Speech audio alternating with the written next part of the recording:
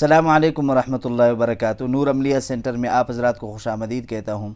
आज हम आपको इस्तिखारा करने का तरीका बताएंगे। इस्तिखारा करने का सबसे बेहतर वक़्त और तरीका जो सुन्नत तरीका है वो ये है कि रात को सोने से पहले, मैंने बेहतर वक़्त इसलिए कहा था कि इस्तिखारा करने के लिए रात का होना ज़रूरी नहीं है, दिन में किसी भी वक़्त आप कर सकते हैं, लेकिन शर्त यह है कि वो वक़्त नफ़ल की अदायगी का मकरूह वक़्त ना हो।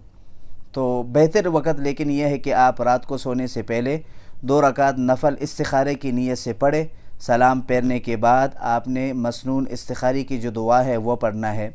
उस दुआ के अंदर 2 जगहों में लफ्ज़ अन्ना हादल अम्र जब आए तो आपने उस जगह जिस मकसद और हाजत के लिए आपने इस्तिखारा करना है उस मकसद और हाजत का नाम ले। अगर आप अरबी जानते हैं तो आप अरबी में उसका नाम ले लें, जैसे कि अन्ना हादल अम्र की जगह आप कह दे आप सफ़र के लिए इस्तिखारा कर रहे हैं तो आप कह दे इन अन्ना हादल सफ़रा, या तिजारत के लिए अन्ना हादिही तजारा। ठीक है। अगर आप अरबी नहीं जानते तो आप अपना जो मकसद है, जो हाजत है, उसको सिर्फ़ ज़हन में लाएँ और उसको सोचें, तसव्वुर कर लें, बस यही काफ़ी है। ये दुआ पढ़ने के बाद आप किसी से बात किए बग़ैर सो जाए। अब ये कहना कि इस्तिखारा कितने दिन करनी चाहिए या इस्तिखारे के लिए ख्वाब का आना ज़रूरी है या नहीं, इस पर हम बात करेंगे अगली वीडियो में। तब तक के लिए अल्लाह हाफ़िज़।